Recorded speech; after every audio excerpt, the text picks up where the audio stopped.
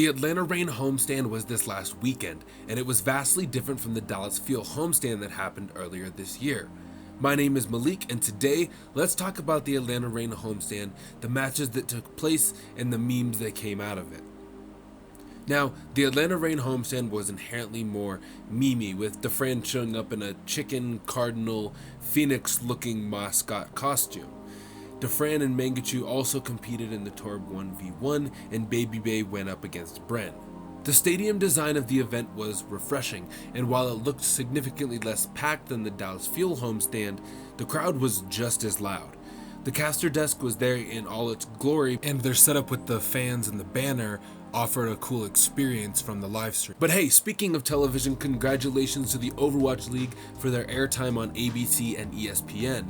I can't tell you how many posts I've seen on Reddit and Twitter about people being surprised by its prevalence. Atlanta's opening video was sick, and it set a new bar when it comes to team openers, but let's get down to the meat and bones of the weekend. That's right, we're going to talk about the matches. Day one was complete with surprises and jaw-dropping moments, but none more so satisfying than watching the Atlanta Reign take home their first win of the season. Let's be honest though, this isn't Rocky. All they did was win 2 matches at the end of the stage, so, we'll give them credit when they bring it back up next stage. That barrage, but it's all the big bodies from Atlanta Reign on the point right now, and that's probably going to be all they need. Yeah, it's going to use Florida tied up a map with the New York Excelsior, and I'm honestly not surprised. BQB and Fate played absolutely amazing during this matchup, and the support they received from Hagapun kept them pushing forward, especially on Volskaya. Unfortunately, they weren't able to hold the same cadence later on in the weekend. Florida Mayhem, New York Excel trying to trickle onto the point, one after another. Monster EMP thrown in from BQB, silences everybody. And now how do you stabilize it in New York? You're all going to get sent back to spawn. The Philadelphia Fusion put in work on the Washington Justice, but not without a fight. Carpe went head-to-head with Corey on Widowmaker, EQO and Stratus battled it out in the skies as Pharah, and they basically had a mirror composition throughout most of the maps. At the end of it all though, the Washington Justice played very similar to the Fusion, but the Philadelphia Fusion were just better at it. Just to find Otto again, unable to use that EMP. Now with the cleanup coming through, seems like Fusion not going to be going down without a fight. Managed to get the flip. Justice. The Guangzhou charge upset the Shanghai Dragons' path to victory on day one, leading many people to raise eyebrows at what the future of Shanghai would look like. Last week, I would have said that the Guangzhou charge was a forgettable team, but now it seems like they are vying for our attention. Happy constantly went toe-to-toe with Diem, which is no easy task. Ding struggled to find the right angles as Farah at times, and the charge capitalized on that. Charge have to stay glued to this. The sleep comes in, they can't kill off Rio, however, and he's got the primal rage, so we'll be able to wake up. The card now advancing, Hoppa gonna be gone, but Luffy and Diem, Koma gonna be taking down the Resist used on the Young Jin, so only gonna have the Brigida back into the fight.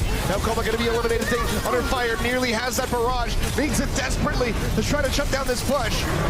Stays alive for a little bit longer, the primal rage will push them back.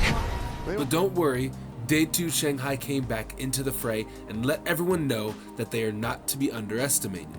The Dragons came back fierce and deadly, picking apart the Fusion and exploiting Sato's moments of weakness. Gamsu has come into his own as the main tank for the Dragons, but Ding and Diem truly put the pressure on with anyone that they face. It'll be exciting to see what the Shanghai Dragons can pull off against the New York Excelsior this weekend. Going. Diem definitely with the better end of that one. Another kill on a boombox here. Luffy finishes off Sato. It's so dangerous. As a Winston, you want to jump in and do damage, but you can't jump into something like what Shanghai is running. It's crazy. EQO can't get the finisher there, and the Mercy gonna heal them up. Neptuno, Neptuno on the ground does manage to dodge and weave around some rockets. Yeah, I mean, it looked like Boombox had a chance there, but now taken out. There's Neptuno down. Ding finds another one. A little bit of revenge from Carpe at the end. Now the charge slapped a 4-0 on the Washington Justice, and Nero got to demonstrate his versatility. He played everything from Genji to Brigida and Roadhog and Tracer and Hanzo, not performing extremely well on any one hero, but doing just enough to be impactful. The Washington Justice at times showed signs of life, but they failed to be consistent and perform at the level that they need to win maps and games. Able to find Otto there. The Justice threw a lot of that fight. You have to think they're switching comps here. I mean, The Atlanta Reign ended the stage in style by winning their game against the Florida Mayhem 4-0, and who knows, maybe all Atlanta needed was a little hometown love. 3 kills for Baby Bay. All right. Yeah, all you need's a widow. Nice stagger onto Chris here. What a play. What a play from Baby Bay. Oh, he's not why going to stop, Noah. Why not, He's man? not going to stop. The switch has been flipped. It's on now. Expectedly, the New York Excelsior beat the Toronto Defiant 4-0, but Logix and Mangachu are welcome additions to the Toronto's roster, and I think that we could see a lot more from them going into next stage. Taking down Gods out of the mech. And that'll be the cleanup here. NYXL hold them off again. Now they have that grab online with an EMP to that's boot. right. That's exactly. In between the matches, though, we got a little bit of fun. The Defran versus Mangachu 1v1 was fun to watch, with Defran dropping some smack talk. We all know that a Torbjorn kill is one of the hardest things to execute in all of Overwatch. How do you plan on taking down the OG hammer, Mangachu, today? Oh, easy, dude. He's washed up, dude. I think that's it.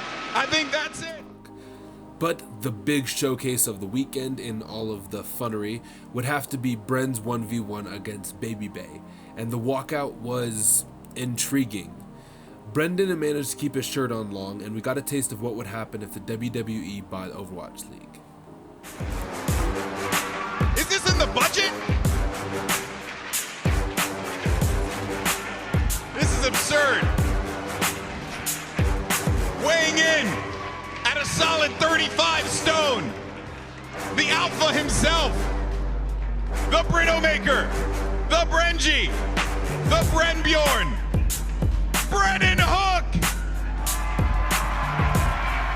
Going into this weekend, we have stage playoffs with Thursday featuring the Houston Outlaws going up against the Vancouver Titans and the Shanghai Dragons going up facing the undefeated New York Excelsior. On Friday, we will see the Seoul Dynasty take on the San Francisco Shock, and the LA Valiant will get the opportunity to prove themselves against the Hangzhou Spark. For one, I think that we will see the Titans and the New York Excelsior clean up on day 1, but day 2, I think that Seoul Dynasty can beat the Shock and that the Hangzhou Spark will be moving along up as well. Let me know what you guys think will happen during the playoffs and what match you are most looking forward to. See you later.